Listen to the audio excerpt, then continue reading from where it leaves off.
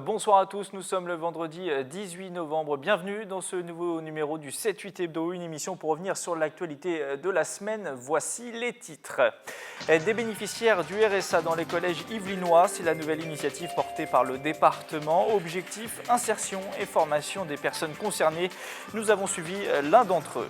C'est un projet lancé en 1998 qui semble enfin avancer. L'enfouissement partiel de la nationale 10 s'attrape. Pour parler notamment de cette actualité, Guy Malandin, le maire de la ville, est notre invité fil rouge durant une demi-heure. Dans le reste de l'actualité, enfin, nous reviendrons sur la venue de François Hollande dans les Yvelines pour le lancement du chantier Ariane 6 ou encore l'élection du nouveau maire à Guyancourt après la démission de François Deligné. Mais on ouvre ce journal avec le départ hier des derniers migrants qui étaient installés depuis début novembre dans la salle des fêtes de Maurepas. Comme prévu initialement, les dizaines de personnes arrivées après le démantèlement d'un campement parisien ne seront restées que 2 semaines. Selon des informations du journal Le Parisien, les personnes qui étaient encore présentes à Maurepas récemment ont été redirigées vers d'autres lieux d'accueil dans les Yvelines. Dans un autre registre maintenant, le département des Yvelines propose depuis cette année à des bénéficiaires du RSA d'être embauchés en contrat aidé dans les 116 collèges yvelinois. Un dispositif pour permettre l'insertion et la formation des concernés. Notre journaliste Nicolas Dandry a pu rencontrer l'un d'entre eux. Erika Grappin est agent polyvalent au collège Ariane à Guyancourt. Reportage. À 32 ans, Erika Grappin est en contrat unique d'insertion au collège Ariane de Guyancourt. Après 2 mois de chômage, elle a accepté une proposition de Pôle emploi, agent polyvalent au service général et à la restauration scolaire. Pour ce contrat aidé de 30 heures par semaine sur un an, Erika gagne un revenu de 880 € par mois en complément du RSA. Je vais chercher mon chariot, je pars dans mes classes, je fais les tableaux, je lave les tables, parce qu'il y a souvent des écritures ou de la colle. Après, je passe un coup sur le sol. Après, j'aimerais bien pouvoir rester dans un établissement scolaire, parce que c'est quelque chose qui me plaît. Travailler dans un établissement scolaire qui fait partie du département ou de la région, ou même des mairies et tout. Le département a embauché 258 bénéficiaires du RSA en contrat aidé dans les collèges yvelinois depuis la rentrée 2016. L'État, le département et Pôle emploi collaborent sur ce dispositif à travers le financement et la formation. Par exemple, sur ces 258 contrats, il y a déjà 65 personnes qui sont en formation hygiène qui leur donnera un savoir-faire particulier au-delà de ce contrat. L'idée, ça n'est pas de transformer tous les bénéficiaires du RSA en futurs agents de la fonction publique. L'idée, c'est de les mettre dans un parcours d'employabilité. L'idée, c'est de travailler au plus près avec Pôle emploi pour les compétences de départ et la capacité de formation pour qu'ils aient un avenir professionnel dedans ou en dehors de la collectivité locale. Au 30 octobre 2016, le département comptabilise 24 250 bénéficiaires du RSA. 35% ont entre 25 et 34 ans.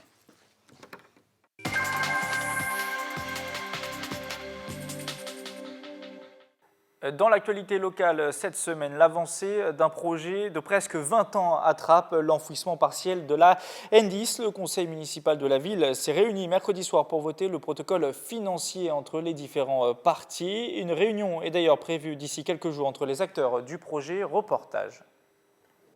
1998-2016, 18 ans que le projet d'enfouissement de la Nationale 10 attrape est dans les cartons, un enjeu majeur pour la mairie et qui semble enfin avancer.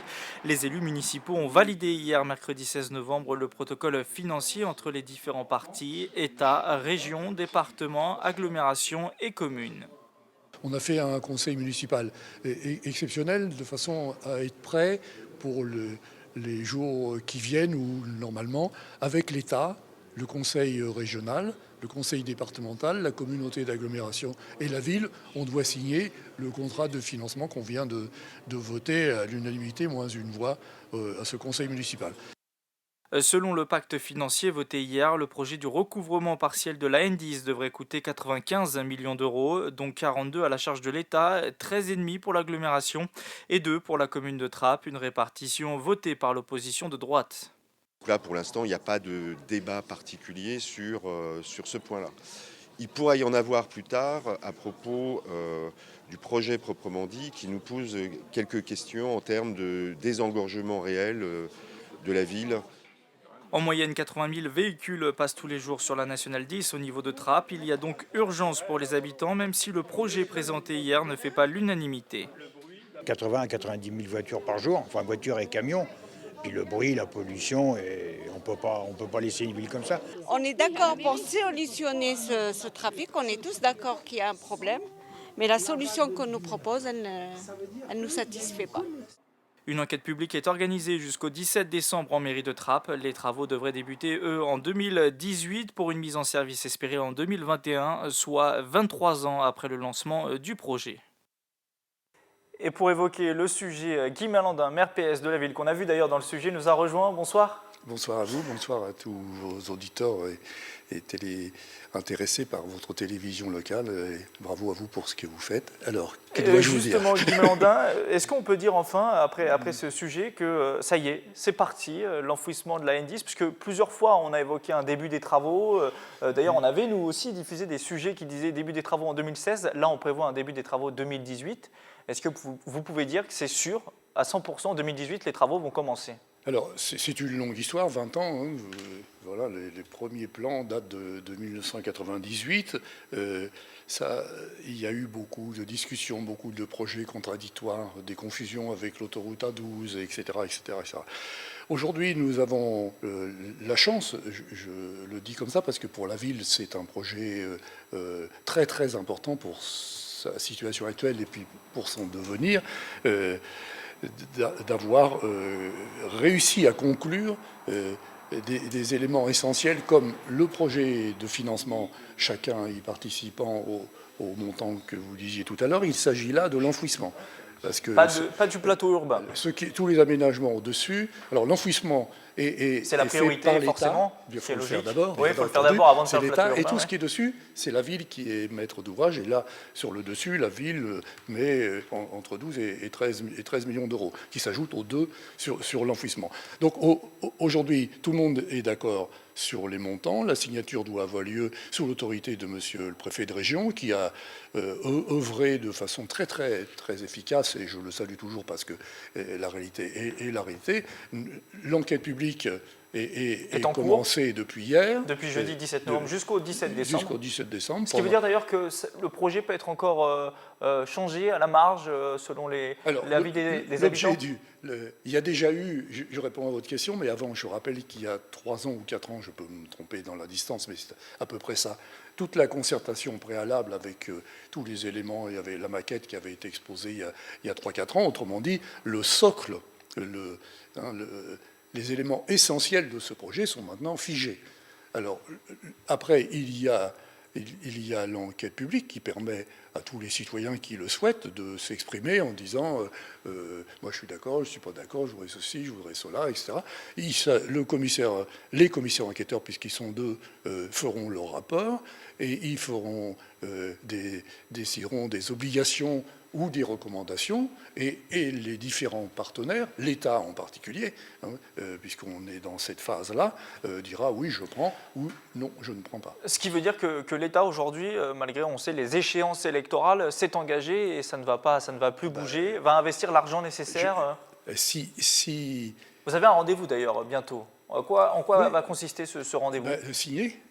La signature. Oui. Vous êtes optimiste, ça va être signé Écoutez, oui, je suis assez content, optimiste. Je serai encore plus content quand la signature sera faite et encore plus content quand je verrai une pelleteuse. C'est une façon de parler pour les travaux, parce qu'on verra d'autres choses avant les pelleteuses. Non, je crois très, très sérieusement. L'enfouissement, on va appeler comme ça, de la Nationale 10 et le plateau urbain font partie du projet numéro 1 dans le contrat de plan État-région pour les années qui existent en ce moment. C'est aussi le projet numéro 1, j'imagine, pour vous, en tant que maire, depuis que vous êtes à la mairie. Il n'y avait pas que celui-là. Il n'y avait pas que celui-ci, mais celui-là aujourd'hui, en particulier. Voilà, il suffit de regarder. C'est l'autoroute du Sud qui coupe la ville en deux. Alors après, on peut être d'accord sur telle petite virgule, tel petit aménagement. On est toujours d'accord, d'ailleurs, quand les choses se passent chez les autres. C'est beaucoup mieux comme ça, mais c'est l'habitude. Moi, je suis habitué à ça. Non, c'est un élément fondamental pour faire échapper au bruit et à la pollution le passage de ces 80 000 véhicules avec beaucoup de camions, et c'est un élément indispensable pour raccrocher la ville. Nous avons une ville de Trappes qui, aujourd'hui, est dans une situation unique, c'est-à-dire 20 000 habitants d'un côté, 10 000 de l'autre, et Donc la ville coupée en deux. Et un pont à 2 voies pour rejoindre tous les éléments essentiels, mairie, gare, etc. Une dernière précision sur le sujet, l'enquête publique c'est jusqu'au 17 décembre en mairie de Trappes, c'est ça? Oui, c'est en mairie de Trappes, dans l'ancienne médiathèque rue Jean Jaurès. Dans le reste de l'actualité cette semaine, un déplacement présidentiel. François Hollande était lundi au Mureaux pour poser la première pierre d'un autre chantier, celui d'Ariane 6, le nouveau lanceur européen qui doit permettre la mise en orbite de satellites pour l'observation de la Terre notamment. Ariane 6 qui doit permettre aussi à l'Europe de rester pionnière dans l'aérospatiale, comme l'a expliqué le président de la République lundi. On l'écoute. Aujourd'hui, l'industrie spatiale, elle est également soumise à concurrence, et notamment une concurrence américaine qui voudrait prendre à travers des processus qu'on connaît, qu'on ne va pas ici décrire, mais de l'avance sur nous. Donc nous avons le devoir d'être les meilleurs, tout en acceptant la concurrence. Et c'est tout l'objet de l'entreprise ASL. Alors Guy Malandin, on ne va pas parler avec vous d'aérospatial, même si j'en suis sûr, c'est un sujet qui vous passionne, mais de politique, puisque ça bouge beaucoup ces derniers temps, à droite, à gauche. On va commencer par votre camp et l'annonce cette semaine de la candidature à la présidentielle d'Emmanuel Macron, 38 ans. Quel regard vous portez sur celui qui se dit un peu hors système, qui se prétend, selon lui, d'aller contre le courant classique de la politique, le schéma classique? Quel regard vous portez sur Emmanuel Macron? Je n'ai pas l'habitude de porter des regards sur les personnes, parce que les personnes, elles sont doubles. Elles ont toujours des choses inconnues, de grande valeur en elles-mêmes, et puis des éléments extérieurs qui peuvent poser question et quelquefois faire sourire. Moi, je suis tout à fait opposé à ce système de primaire, ce que j'appelle... Alors lui, il ne fera pas la primaire d'ailleurs, il se présente directement. Oui, mais c'est pareil, c'est dans une ambiance, impossible. Ma conviction politique que j'exprime depuis longtemps, fermement, que j'ai exprimée encore récemment dans une allocation publique, la Ve République, c'est un président de la République, un gouvernement, une assemblée, 2 assemblées avec le Sénat. Un président de la République, c'est une personne qu'on qualifie d'homme ou de femme, d'État, c'est-à-dire dont on sait, même si on n'est pas d'accord avec son projet, on peut dire, oui, c'est un président de la République, ou c'est une présidente de la République, c'est un homme ou une femme d'État. Aujourd'hui, on a une panoplie, j'allais dire, ils ont le droit, de personnes qui peut-être devraient s'interroger pour dire, dans la situation de mon pays, dans la situation mondiale dont on connaît la difficulté, les tensions, les crimes ici, vraiment, on a une époque extrêmement chargée. Est-ce que mon expérience, mon savoir, ma pensée, ma stature fait face à tout ça et je peux être président de la République? Est-ce que ça vaut pour Emmanuel Macron, par exemple? Ça vaut pour Emmanuel Macron, ça vaut... Est-ce que ça vaut pour Benoît Hamon aussi, député de la 11e circonscription, qui se présente à la primaire et qui était dans votre conseil municipal jusqu'à récemment? Pour moi, je ne parle pas des personnes, ni des amitiés, ni des fraternités. Benoît, c'est un ami, c'est un copain, je dis quelquefois c'est mon frangin, bon, voilà. Mais après, nous sommes en politique. On a eu De Gaulle, on a eu Mitterrand, on peut avoir à un niveau un peu différent, mais quand même présent, Pompidou, par exemple. Je diversifie, voyez-vous, mon regard. Est-ce qu'on peut dire on a aussi François Hollande? Je pense que Hollande, que je connais bien, qui est quelqu'un de sérieux, d'honnête, d'engagé, d'avoir envie, est-ce qu'il avait... comme Sarkozy avant d'ailleurs, pour moi, cette dimension d'homme d'État, je crois qu'il l'a cherché, je ne sais pas, par moment, je dis oui, ça y est, il l'a trouvé, par moment, je me dis non. Il s'agit de notre pays, il s'agit de notre République, il ne s'agit pas de Dupont ou Durand. Vous voyez ce que je veux exprimer. Vous, voilà. Quand vous voyez ce qui se passe, l'actualité politique, ces hommes politiques qui se chamaillent tous les jours, Quel regard vous portez dessus? Est-ce que vous êtes un peu peiné finalement? Oui, beaucoup. Honnêtement, hein, je vous regarde comme ça en face parce que je suis navré de ça. Quand je vois, après on va voir la gauche qui va le faire et tout. Mais quand je vois ces personnes qui se battent, ils sont copains, ils cotisent dans le même parti, ils ont été ensemble dans les mêmes gouvernements. Il y en a un qui a déjà été président de la République. On a vu ce qu'il savait faire. Vraiment, si on avait été content, la France avait été contente, il aurait été réélu, ce qui n'est pas le cas. Il oublie tout ce qu'il a fait. Bref, non, je m'interroge sur le devenir de mon pays. Alors ça peut déranger ce que je dis, mais moi je m'interroge où est l'homme d'État qui va aider la France à faire face aux difficultés économiques, à la pauvreté, à nos relations internationales, aux nouvelles dimensions européennes, à toute l'évolution mondiale, à la misère en Afrique, etc. Est-ce que vous interrogez aussi sur l'avenir de la gauche en France? Beaucoup prédisent que la gauche pourrait disparaître puisque les candidatures semblent se multiplier. Mélenchon, les Verts, le PS qui va avoir sa primaire, Emmanuel Macron qui va se présenter. Est-ce que vous avez peur que la gauche disparaisse tout simplement du paysage politique français pendant 5 ans? Alors, pour moi qui suis... tout le monde le sait, un homme de gauche militant, tranquille, je veux dire, qui ne cherche pas... Vous avez eu des ambitions politiques à un moment. Comment? On vous prédisait presque un ministère à un moment. On m'a proposé un ministère, oui, effectivement. Mais on n'a pas le temps de raconter ça ici. On m'a proposé le ministère du Logement, oui. Et on m'a proposé d'autres choses où j'ai dit non. Bref, c'est pas... je crois pouvoir dire, pour être synthétique, la gauche ne disparaîtra pas, parce que la gauche, elle est une histoire, l'histoire d'un peuple, d'accord ou pas d'accord, la droite pareil d'ailleurs, hein. C'est une histoire sociale, c'est une histoire économique, c'est une histoire philosophique. Ce qui est en difficulté, et j'ai déjà connu ça, et je terminerai par là, ce sont les partis politiques. Les gens ont plus confiance. Moi, j'ai connu ça à la fin, je ne suis pas tout jeune, tout le monde le sait, à la fin de la SFIO, j'ai connu... membre de la SFIO, la fin de la SFIO. C'était aussi dramatique. L'ancêtre du PS, hein, on le rappelle. Oui, la SFIO, c'était avant le Parti socialiste. J'ai connu des moments, pour un militant qui a la foi dans son engagement, c'était des moments extrêmement douloureux. Il y avait Mollet, Defer qui se bagarraient, etc.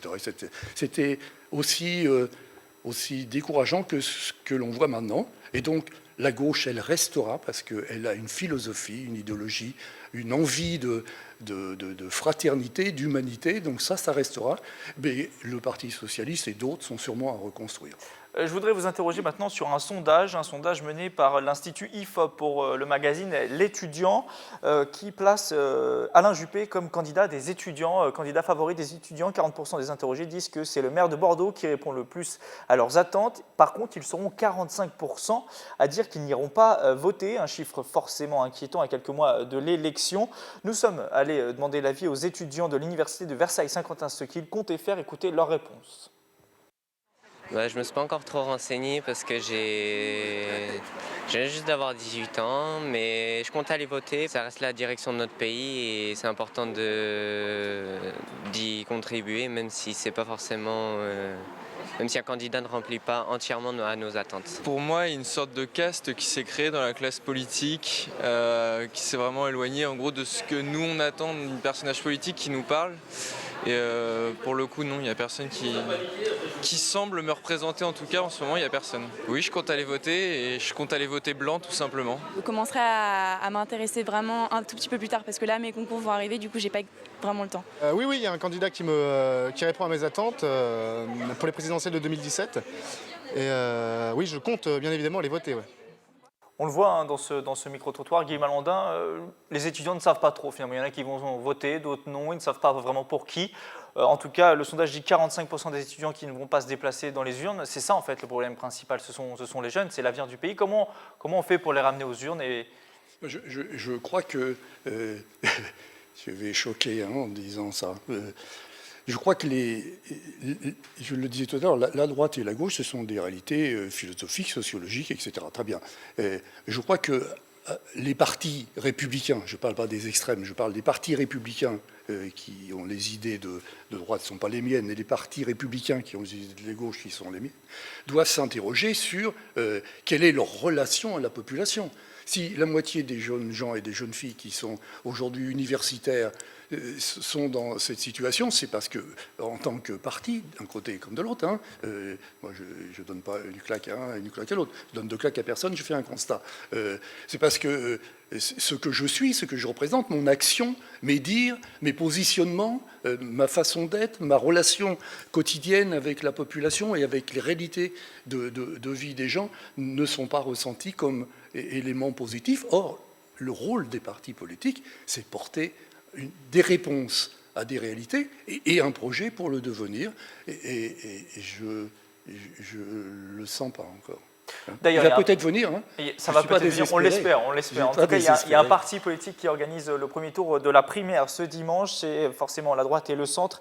Et pour ceux qui souhaitent aller voter, ils peuvent chercher le bureau de vote le plus proche de chez eux sur www.primaire2016.org. Toujours en politique locale. Cette fois-ci, cette semaine se tenait l'élection du nouveau maire à Guyancourt. Les élus ont voté pour Marie-Christine Le Tarnec pour succéder à François Deligné. Celui-ci était à la tête de la commune depuis 2002. Les précisions et les détails avec ce reportage.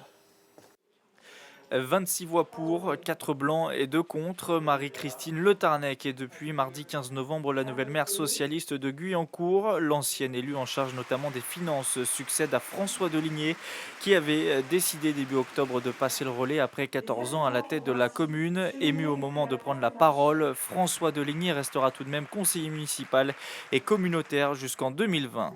Mes premiers mots, c'est pour dire que j'ai effectivement beaucoup d'émotions. C'est un passage de relais qui se passe bien. Comme je l'avais dit, je reste dans l'équipe, je resterai aussi conseiller communautaire. Mais vous le voyez, Marie-Christine mènera le projet de ville avec une équipe dynamique. Je serai jusqu'à 2020 dans cette équipe.